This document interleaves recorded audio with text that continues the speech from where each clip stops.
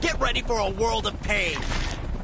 Symbiote enemies had specific names for their build, attack ability, and difficulty, from zombies, slashers, snatchers, grapplers, and berserkers. Not to mention vulturelings and electrolings that were to represent electro and vulture type symbiote enemies. It's not known whether Black Cat had various design concepts for both her and her symbiote counterparts, besides concept art done by Scott Werner that has Black Cat sporting a venomized symbiote skin fusion spider symbol. B.D. Fulton was also a contributor, being the lead character artist, primarily with Black Cat, Spider-Man, and Vulture. And here you can see a few art pieces done by artist Mina Ishii where you can get a better scope of what presumes to be Black Cat's penthouse.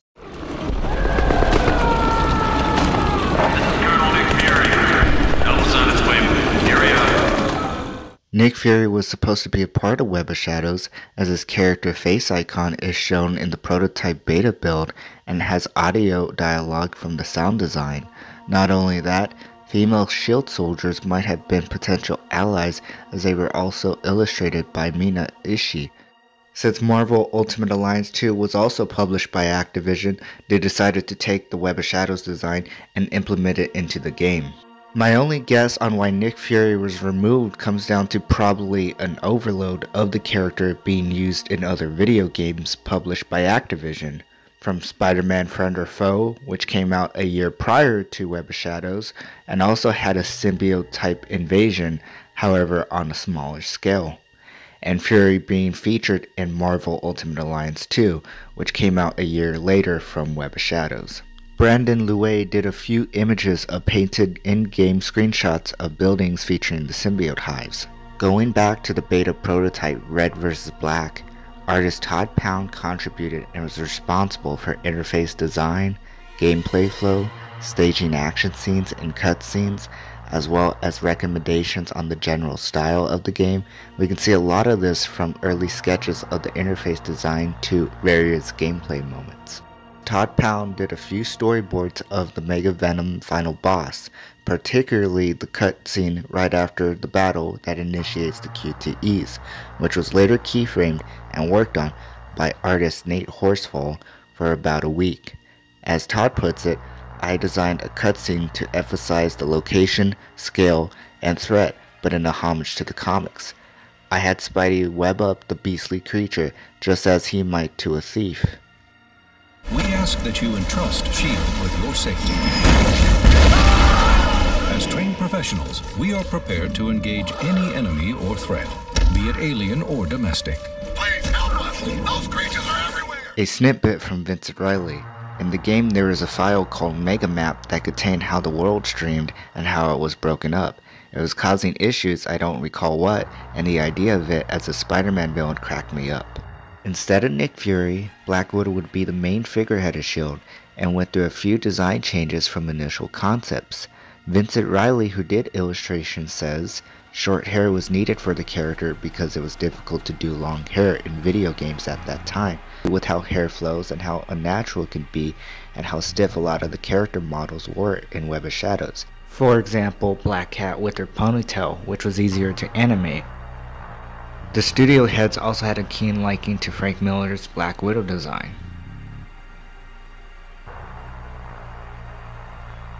Many prop references were used for artists creating military-esque models primarily related to S.H.I.E.L.D.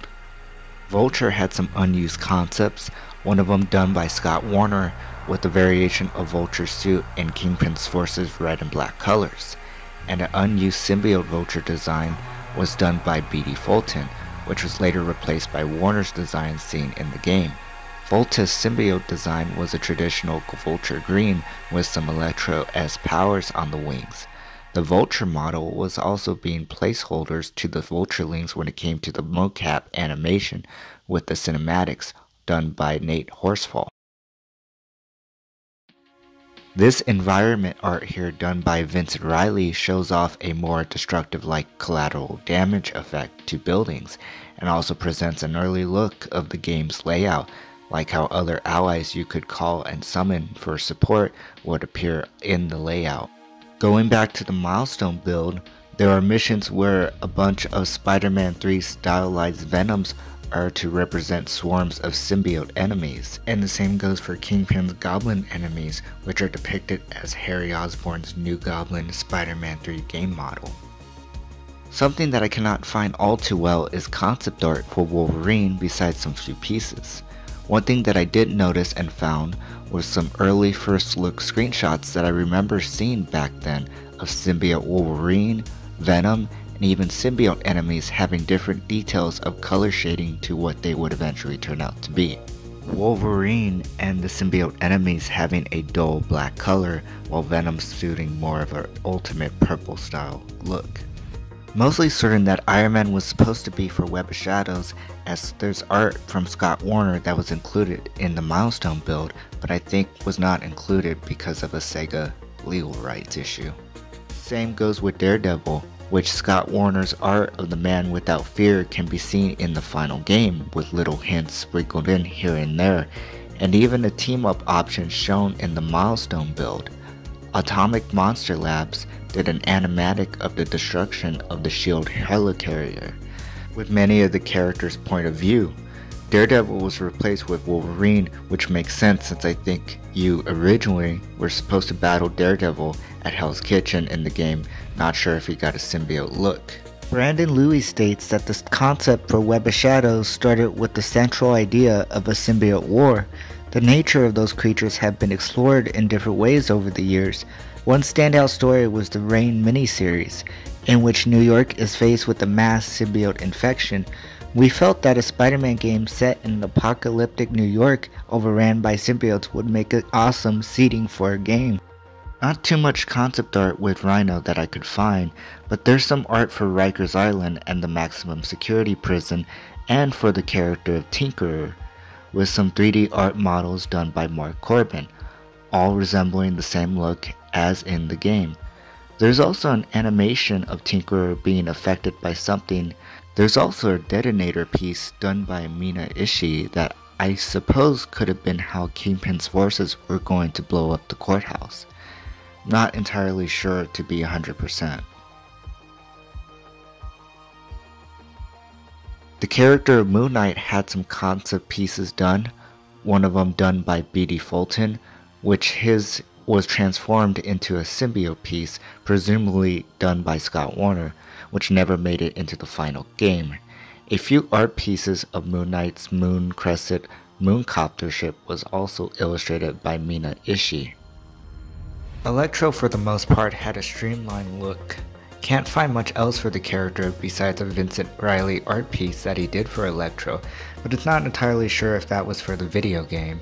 There is his symbiote counterpart, and Mark Korbin also did the 3D render for Electro, which matched the comic accurate look well. Scott Werner did work for Electro and the Electroling type enemies. Very little is found for Kingpin besides a concept piece. Vincent Riley did illustrations for some unused characters such as Kraven the Hunter, Jack-o'-lantern, and he did one for Silver Sable that resembles a lot of his work from Web of Shadows, but it's not confirmed whether she was considered to be in the game or if that was concept art for Web of Shadows. B.D. Fulton had this to say on the release of Spider-Man Web of Shadows and its sequel. Before Shaba Games closed its doors in 2009, we worked on our second Spider-Man game to follow up Web of Shadows. Our intentions was to revisit classic Spider-Man villainy in short story fashion, like a best-of anthology of boss fights told in panel-by-panel faithfulness to the original comic. As such, the game would have been a who's who's of Spider-Man's rogues gallery, minus Venom, as we just spent 2 years telling the biggest ever Spider-Man vs. Venom story. I was personally interested in Mysterio. My objective was to give him gravity, and one way to do that was to pull him away from the reality of a man in a suit. The central idea was that the image you typically see of Mysterio isn't really him. Everything is a projection. This would have allowed us to get really fantastic with the Mysterio fight. The real Mysterio was in a VR suit, puppeteering everything from behind the curtain. Once the illusion was broken though, he was doomed. Venom figured heavily in Web of Shadows, but Carnage made no appearance, so it was only fitting that we made use of him in the next title. Artist Alessandro Briglia made some 3D Juggernaut art pieces. alongside some other characters that had a 60s, 70s look to them. He also did some Sentinel concept work, which are also going to be included in the game. However, his concepts he's shown so far is from his own personal work. Vincent Riley provided 2 pieces of Sentinel work, both 2D and 3D visual targets of Wolverine and Spider-Man, and each individual one with the Sentinel. Wolverine was to originally be another playable character, like a comic book hero buddy flick. B.D. Fulton modeled the body as Scott Werner modeled the head. Traditional art concepts of Logan by Vincent Riley looking run down, and some potential dual-player combat animation done by Alessandro Manresa, although some of these were originally scrapped from Web of Shadows. Won't go into the Spider-Man Eurocom game that was cancelled. There are similarities to Spider-Man Classic, however studios in general were all competing at the time for the Spider-Man IP. But interestingly, Todd Pound has a general outline of what the game could have been with a different working title called Spider-Man vs. Very similar to Web of Shadows' similar prototype title, Red vs. Black.